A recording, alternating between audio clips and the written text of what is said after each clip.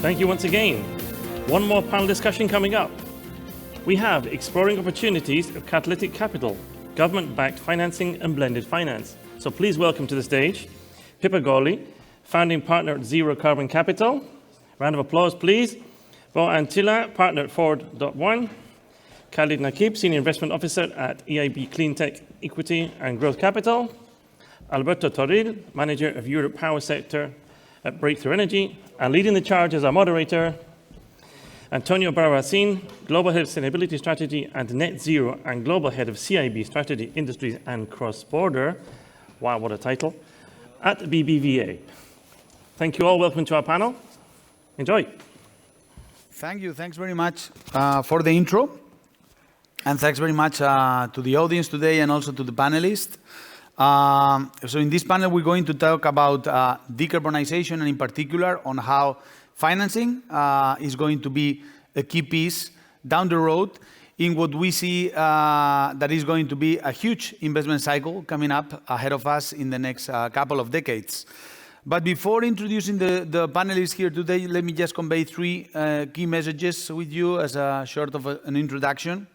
The first one is that I think the best way to frame decarbonization is as a technological challenge that is going to be touching many different industries and having a global impact. And for that reason, it's expected to be one of the largest cycles or the largest cycles in terms of investment in human history. And the second is that this is a technological revolution underpinned by a very noble purpose, which is reducing greenhouse gas emissions to the atmosphere. And that thing, I think that makes the challenge even more appealing for entrepreneurs, investors, academia, and many different stakeholders. And lastly, as it happens in every other technological revolution, the role of investors is key, and the role of them in actually fueling and supporting the growth of new technologies that will have an impact down the road in this decarbonization challenge is even more essential than it has been in any other innovation or technology cycle. And that's the reason why here today we have a panel that is mainly composed of investors in this scene, in the decarbonization and sustainability scene. And the idea is that we will have a panel that will bring down to earth on what are the type of technologies and projects that are already emerging globally, and how this is already becoming a reality. And that's short of the introduction that I wanted to make. And with this said, I'll now go with the intros, already been made by the moderator today or the coordinator today, but we have Alberto Toril with Breakthrough Energy. You all know an initiative funded by Bill Gates, and he actually heads the team here in Spain and has also a role in Europe within that initiative. Then we have Beau-Anne Chilla, partner of Forward.One.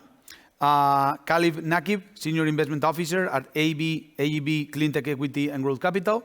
And then Pippa Gawley, founding partner of Zero Carbon Capital. Thanks very much to the four of you for being here today. We really appreciate having you all here in the beautiful city of Bilbao. And with this said, I'll jump into actually a couple of questions to start with for each one of you. The first one is about the investment charter that you guys have in each one of the funds. What are the type of technologies and stages that you are investing in? And if you can also tell us a little bit of the examples and type of companies that could be showcased as type of investments that you do in order to make it more tangible, that would also be very nice. So why don't we start with you, Alberto? Of course, yes. This is, okay, it's working. Maybe I must say that I'm the only one which is not purely an investor here, because I'm coming from the philanthropic side of the foundation. But I will be more than happy to guide you through which is our vision and different type of investment platform and resources providers that we are having in Breakthrough Energy. I will start saying that Breakthrough Energy, it is a platform that brings in climate thinkers and climate scientists, policy thinkers, but as well innovators and investors that are working together. We have the vision of reducing emissions throughout the actions that we are doing, right? So we are basically working to make green as cheap as brown. That is very important for us. And the way that we do it is to measuring the impact of our investment. So every investment and every project that we support has to be able to reduce at least half a gigaton of CO2 equivalent of emissions a year at scale, right? And the way that we do it is by focusing on reducing the overcost of these technologies in the market, what we call the green premium. So because we think that once the cost parity is reached throughout the maturity ladder of these technologies, then the world will just embrace them because of their costly efficiency, and of course, I mean, because of their reducing emissions, right? But we believe that commercialization and financials really makes and drives the change, right? So the way that we think about this is by 4 pillars. We work around technology, for sure. We work around capital, but as well policies and partnerships. And I will maybe dive into the first 2 ones, and I will connect with a few examples that we are having in the portfolio. So in terms of capitals, we have a set of chain platform resources providers platforms that connects the different maturity levels, I was saying, of the technology. So from tier 0 to 3, so very early stage, we have a program called Breakthrough Energy Fellows that focus on accelerating very early stage technology, so pre-seed and laboratory stage. So pretty much connecting these first-of-a-kind entrepreneurs, but as well researchers and academia to, through a 2 years of support and acceleration program, to jump and to convert these ideas from lab to the market, and continue growing as startups. The way we work here is through cohorts. We've funded already nearly 96 projects of this type, and that's the very beginning of our road ahead. Then we have a venture arm, 3.3 billion investment, 110 portfolio startups in different sectors. The idea here is that all of them are able to reduce emissions in each of the sectors that we are working in, right? And in terms of sectors, we are focusing on everything that the human being nowadays does and implies an emissions, right? And that's pretty much everything. So the way that we plug in, so how we generate, transport, store, and use the electricity, the way that we move around, so the transport sector, the way that we eat, and that we grow the things that we eat, so agriculture, the way we live, buildings, so how we build them and how we use them, and the way we produce the things that we use nowadays, so the manufacturing sector, right?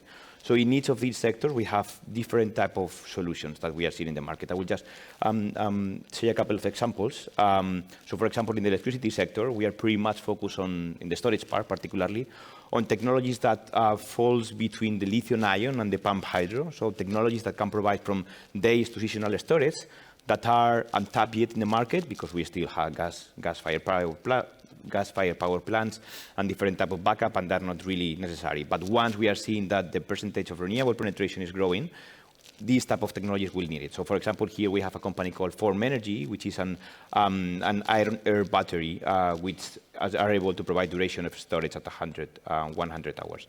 Or others that are tapping into industrial decarbonization through storage, and that is a topic that we are very excited about, that are able to store electricity and to release it as direct heat provision through steam or hot air. And for example, Rondo is able to provide heat at 1,500 degrees with their heat batteries, and are able to decarbonize hard-to-abate processes like the cement, like the green steel, and so on others. Or for example, one of the companies that we invest in Spain, H2Site, which is today here, and they have a booth. Today, yeah. And they are focused on a different grand challenge, which is the transportation of the fuels. And they have developed a membrane out of palladium that is able to make the cracking more cost efficiently of the gases. So you put ammonia, and then you are able to separate actually in the end of the pipeline into the nitrogen and to the hydrogen back. Or at the same time, you are able to blend gases, and you can able to store them, for example, no, in the caverns or on the places that you need it. So fellows, ventures. Then we have another valley of debt when these companies are starting to make pilot projects and first-of-a-kind commercial projects. And here we have a platform called Catalyst. And Catalyst pretty much focus on the project finance funding gap.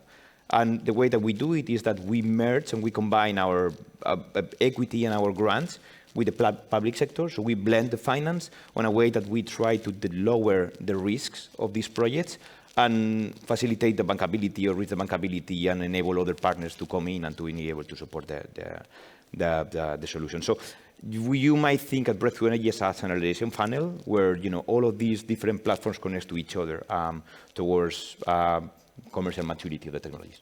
Thank you, Alberto. It was very illustrative on how you guys at Breakthrough actually accompany all the cycle, no? All the way from early venture to that valley of death through Catalyst, and very connected, by the way, at BBVA. One of our core missions on our sustainability strategy is to precisely be able to fuel more financing to new cleantechs on the banking side, on the lending side, not on the equity side, but on the lending side. And as you say, your vehicles are actually very supportive and in making those technologies bankable down the road. So thanks very much for that. Why don't we continue with Pippa, and you tell us a little bit about the two things. What is it that you do within your team, and then also some tangible examples on projects such as the ones that Alberto was referring to. Yeah, thank you. So I'm Pippa. I'm the founding partner at Zero Carbon Capital. We're an early stage VC based in the UK and investing across Europe and Israel. And we're investing in early stage, so pre-seed and seed, scientific innovations that are fundamentally fixing the biggest unsolved problems of climate change. So similar to Breakthrough, we're looking for the big problems like the half gigaton problem spaces. And we look across all emissions areas. We're focused on the earlier stage because we think that it's not very well served by other VCs who mostly won't consider companies that have still got scientific or technical risk. So we're a team of scientists and engineers. We think that gives us the ability to kind of understand what the companies are doing and put it into the right context and find the right technology and the right teams that are going to get rid of that green premium that Alberto was talking about. We can get in there at the earliest stage, make sure they're well set up, and then support them through that first part of the de-risking journey and their next round of funding, hopefully to some of these other lovely investors here. So some of our portfolio companies, one that you might have caught on stage earlier or seen out there is Repair in Israel. So they are an electrochemical direct air capture company, which has, we think, the potential to be the lowest energy cost of capture. So that's the kind of technology that we're looking for, in that we think they have an advantage in their technology, which will be sustainable and defendable. So, so hopefully lowest cost of capture. And another example at the kind of other another country and type of technology. One of our companies that have been through the Breakthrough Energy Fellows program, Bloom. So they are engineering algae to produce biofuels. So the first generation of algae biofuels didn't work. It was too expensive because you had to kill the algae to get the energy that they were stored in their cells. And then get rid of the water, and the centrifuge costs, the energy costs were very high, and then you had to start again with the next batch of algae and grow them, and it was too expensive and energy intensive. So Bloom have genetically modified the algae to secrete out the oil, so you can just skim it off the top of the water and the algae keep going. So they fundamentally reinvented the techno-economics of that production process, and we think they have a valuable future in the world of sustainable aviation fuels, where we know that we still need liquid hydrocarbons, and we know that we're not going to have enough land to do it with crop biofuels, and we don't have enough electricity to do it with e-fuels. So we know that we need to have some other solutions there, and that's a really awesome team that we're proud to have backed. I think that's probably enough from me. I'll pass on to the other panels. Perfect. Yeah, let's continue with you, Beau-Anne. Sure. Is my mic on? I think it is now. Yes. Yeah, so hi everyone, and great that you're all here in this late hour of the Energy Tech Conference. So my name is Beau-Anne. I'm partner at Forward One, and we're a deep tech hardware investor. And so my background is actually in impact investing. I've worked in there for many years. I won't tell you how many, because then you might guess how old I actually am. One thing that I came across when I was working in impact investing, we're trying to solve climate change, is the limited amount of VCs that are interested in hardware companies. Well, at the same time, we are not going to solve the climate crisis with only software. And so that's when I came in contact with Forward One. I joined them 2 years ago. And Forward One, we're focusing on hardware and deep tech technologies, seed Series A, so early stage investments, but we reserve a lot of capital for follow-on investments because hardware often requires a bit more capital. we're based in Amsterdam. We're currently in our second fund. We invest across Europe. So I think one of the portfolio companies that I want to highlight here is called Nuventura. They're actually based in Berlin. And they make an incredibly sexy product. It's called SF6 free switchgear. And although it doesn't sound that sexy, I'm going to tell you exactly why it is super interesting. But what not everyone knows is that in a lot of switchgear that is needed for our electricity grid and is actually installed all across the globe, there is a super hazardous gas called SF6. And it's actually 23,500 times as hazardous as CO2. And it's installed in all these switchgears for mainly thermal isolation. Until recently, so that gas is prohibited for every application except for switchgear, because once it is in the atmosphere, it will never break down. It will be there forever. Manju, the CTO of Nuventura, this company, he used to work at a big conglomerate making switchgear. And then at one point he asked his boss, like, can't we try to develop switchgear without SF6? And basically his boss replied, why should we do that? We earn a lot of money. So this guy quits his job and starts his own switchgear company, which is insane if you think about it, because it's super hard to develop. But he actually got it type tested, certified, and they're on the market now.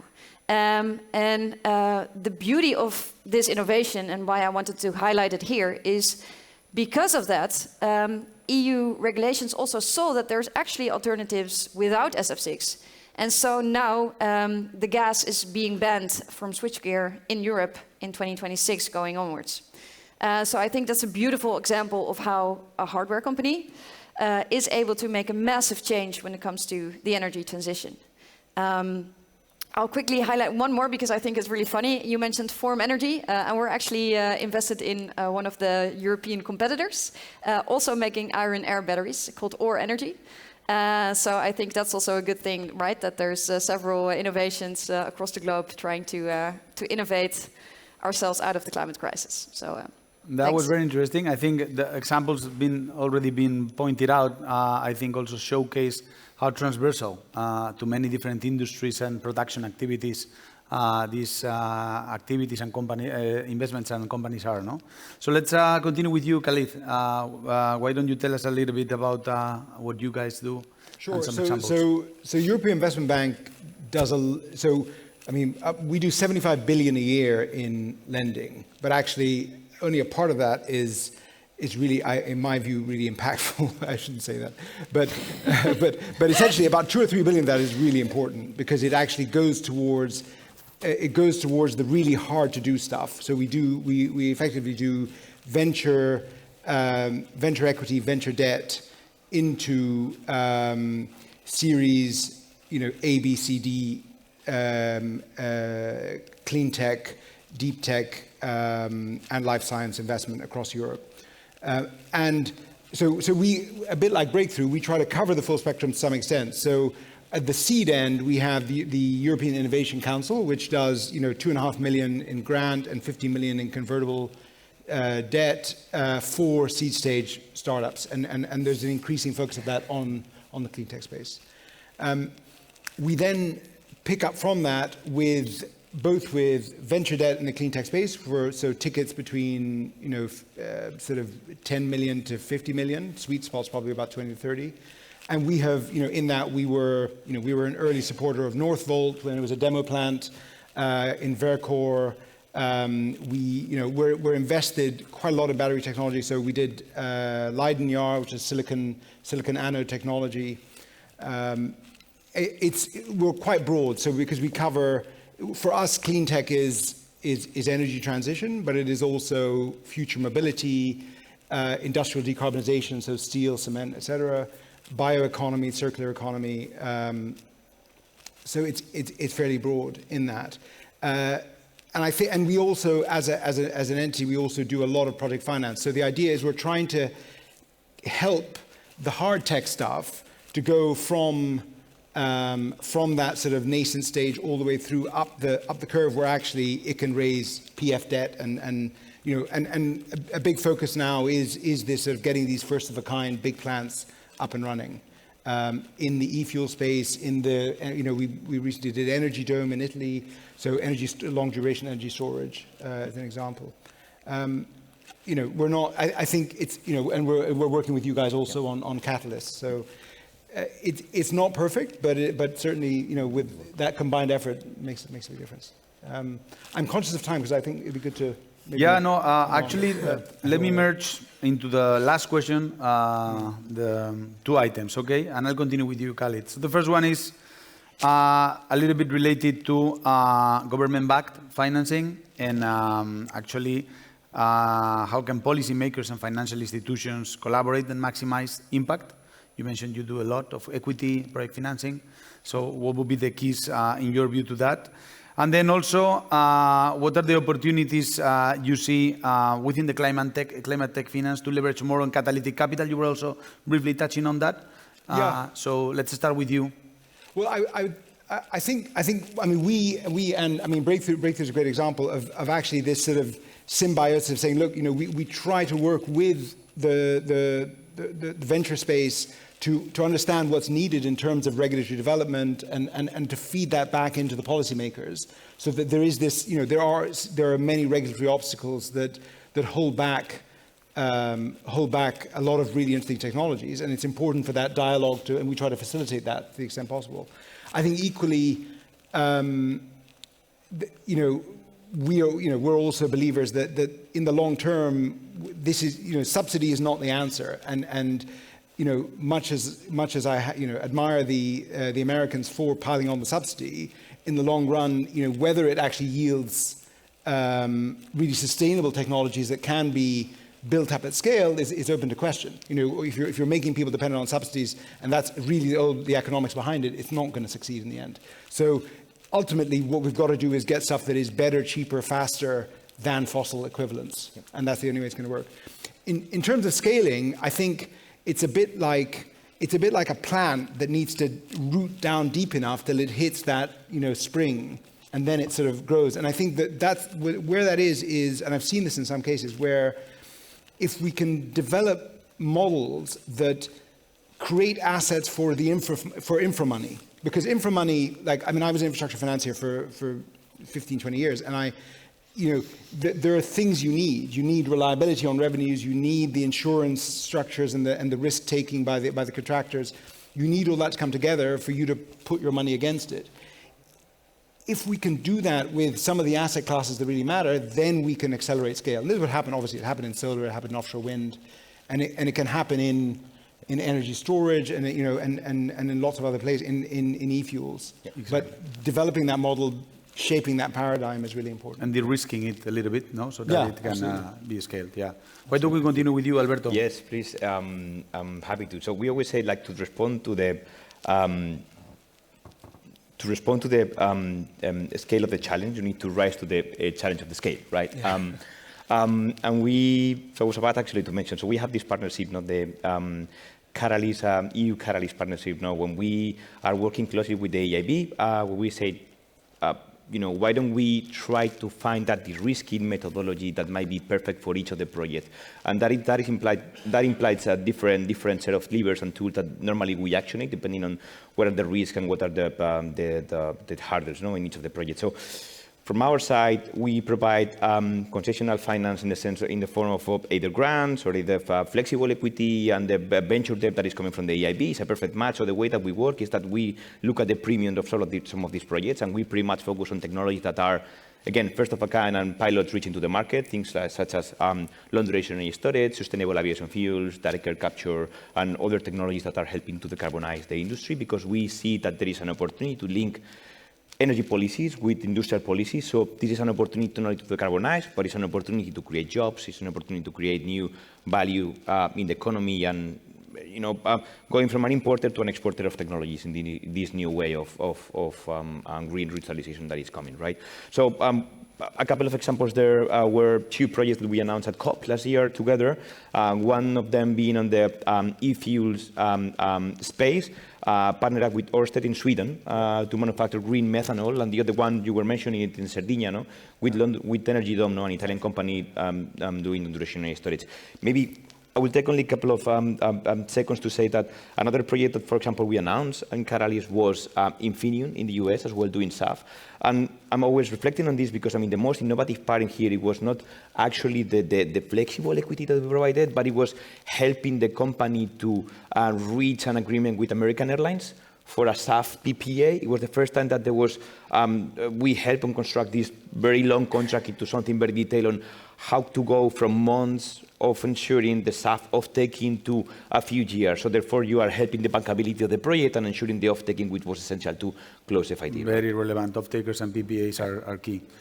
Thank you, Alberto, very much. So why don't we continue with Beau-Anne in this case? If we can have your view on those two topics very briefly. Yeah, so we're already running out of time, so I'll keep it very short. I totally agree with what's been said before. I think the key issue is all in the scaling.